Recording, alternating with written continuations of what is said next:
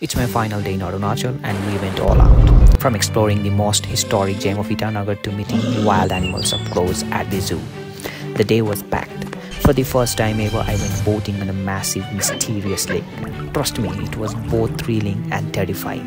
We soaked in the peace at a serene monastery and wandered through the beauty of Ganga Lake. Today it's all about making every second count. So let's see how much of Itanagar we can explore in one single epic day. Yo beautiful people, what's up? It's your boy Dubchen Lama and welcome back to my channel. Thanks for clicking on today's video. So without any delay, let's get straight into it. आज मेरा चौथा और last day है अरुणाचल प्रदेश में, तो भैया और भाभी मिलके हम लोग को कहीं घुमाने लेकर जाने वाले, बट कहाँ अभी तक हमको नहीं पता। ये है आज का हमारा राइड, पूरा ईटानगर आज इसी पे घूमेंगे। तो ये हम निकल गए घर से, बीच में रास्ता थोड़ा ख़राब था, लेकिन उसके बाद नाहरलगुन का सुंदर व्यू का मज़ा लेते लेते हम पहुंच गए ईटानगर। सो सबसे पहले हम गए ईटा फोर्ट। एंट्री करने के लिए हम लोग को चाहिए टिकट्स और पीने के लिए कुछ ठंडा, क्योंकि बहुत ही ज़्यादा गर्मी है यहाँ। At first I didn't know much about this place. भाभी से पूछने की ट्राई की, बट उनको भी इस जगह के बारे में उतना ज़्यादा नॉलेज नहीं था। तो फिर मैंने गूगल किया और पता चला कि ये एक बहुत ही हिस्टोरिक जगह है। ये 14 से 15 सेंचुरी के बीच में उस समय सुतिया किंगडम के राजाओं द्वारा बनाया गया था। ईटा फोर्ट यानी ईंटों का किला। आसामीज भाषा में ईंट को ईटा कहा जाता है और ये अरुणाचल प्रदेश की कैपिटल सिटी ईटानगर को भी अपना नाम देता है। And the most important thing, this fort has 3 different entrances at 3 different sides which are the western, the eastern and the southern side. ये तो हो गया किला का इंट्रोडक्शन। अब चलो थोड़ा अंदर जाके देखते हैं क्या क्या है। यहाँ अगर आप आओगे तो आप लोगों को काफ़ी सारे व्यू पॉइंट्स देखने को मिलेंगे, जहाँ से पूरा ईटानगर का नज़ारा देख सकते हो। सब चीज़ यहाँ पर चारों तरफ ईंट से बना हुआ है, बाकी सब तो आप खुद ही देख लो।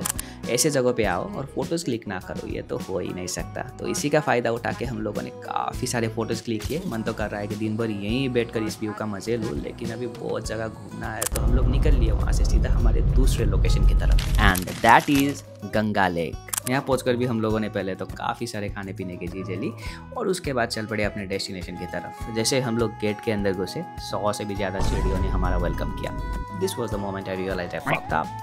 गर्मी और ऊपर से ये सीढ़ियाँ देखकर तो लग रहा है कि आज हमारा बैंड ही बजने वाला है, लेकिन जैसे भी जाना तो है।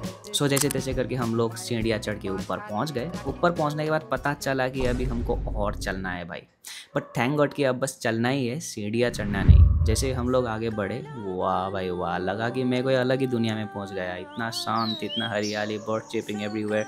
And then all of a sudden I got so happy कि मैं तो भूल ही गया कि अभी कितना सीढ़ियाँ चढ़कर आना पड़ा यहाँ तक। और जैसे जैसे हम लोग आगे बढ़ते गए, मुझे लगा कि it was all worth it. रास्ता का बात करूँ तो बहुत ही नैरो है। ओ भाई, अब ये देखो, ये नहीं देखा तो और क्या देखा। ऐसे व्यू और ऐसे जगहों पे आने के लिए तो मैं दिन भर भी चलने के लिए तैयार हूँ। वो कहते हैं ना, the best view comes after the hardest climb, वो यही है। So this is hour one and only Ganga lake. यहाँ हम लोगों ने सबसे पहले तो बोटिंग के बारे में पूछा और हमारा लक तो देखो कितना अच्छा है, कुछ ही समय में बंद होने वाला था ये।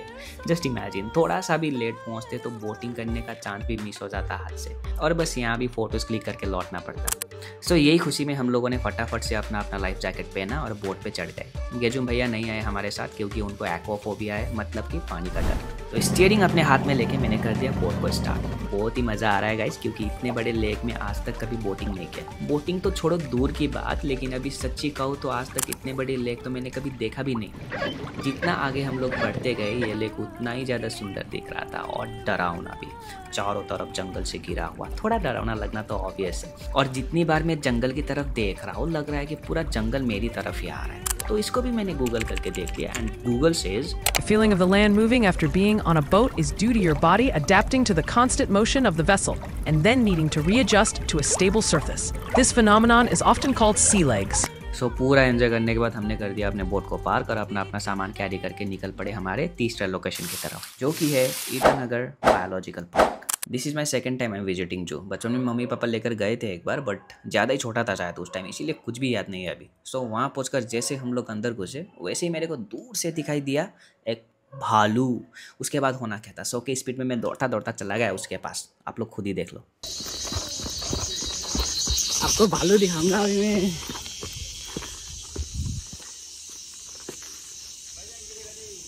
एक होता है नज़दीक से देखना और एक होता है करीब से देखना, और यहाँ पर मैं बिल्कुल करीब से भालू को देख रहा हूँ guys. I know it doesn't make any sense, but ये ब्लॉग खत्म होने तक please be with me because I am so happy today. पहले तो लग रहा था कि ये सच्ची में ही डांस कर रहा है बोल के, बट काफ़ी समय ऑब्जर्व करने के बाद अभी मुझे लग रहा है कि इसको कुछ परेशानी होगी या फिर इसका तबीयत ही ख़राब होगा, क्योंकि काफ़ी समय से एक ही हरकत ये हमको शो कर रहा है। भाई बाकी जू वाला देखे, हम तो गए दूसरा एनिमल्स देखने। उसके बाद हम लोगों ने क्या क्या देखा आप लोग खुद ही देख लो।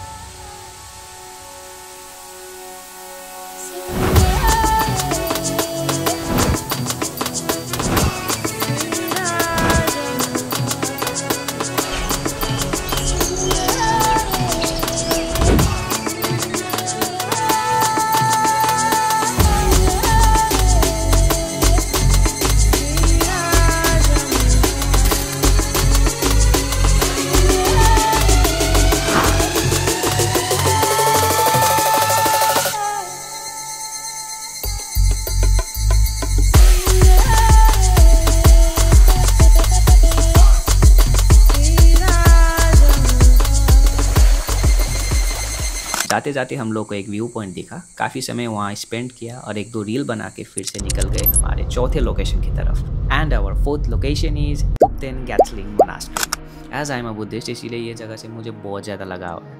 दिन भर रिकॉर्ड करने की वजह से मेरा गोप्रो का बैटरी हो गया डेड, एंड देन रेस्ट मैंने अपने फ़ोन से रिकॉर्ड किया। हम गुम्बा के अंदर गए, प्रे किया, उसके बाद थोड़ी देर घूमा, एंड देन भाभी ने हमारे लिए झालमुड़ी खरीद कर ला दिया। उसके बाद हम लोग वही झालमुड़ी खाते खाते निकल गए हमारे आज का फाइनल लोकेशन की तरफ। ये एक पार्क है, नाम तो पता नहीं है, लेकिन बस इतना पता है कि यहाँ पर आई लव ईटानगर का बोर्ड है, जो कि रात को स्पेशली बहुत ही ज़्यादा सुंदर दिखता है। इसीलिए हम लोगों ने रात का प्लान बनाया स्पेशली यहाँ आने के लिए, बट अनफॉर्चुनेटली आज बोर्ड पे लाइट नहीं है, इसीलिए उतना ज़्यादा सुंदर नहीं दिख रहा है, शायद ख़राब हुआ होगा। बाकी पार्क की बात करूँ तो यहाँ आउटडोर जिम है, काफ़ी सारे लोग यहाँ पर ऑलरेडी एक्सरसाइज कर रहे हैं। आज हमको भैया भाभी ने इतना घुमाया, आज तक किसी ने हमको ऐसा नहीं घुमाया, but overall we enjoyed a lot today. So आज का व्लॉग यहीं तक रखते, hope you guys enjoyed the video. अगर आपको ये व्लॉग पसंद आया हो तो चैनल को लाइक, शेयर एंड सब्सक्राइब करना ना भूले। मिलते हैं नेक्स्ट व्लॉग में, till then stay safe, stay happy, take care and love you all guys, and yeah thank you for watching guys.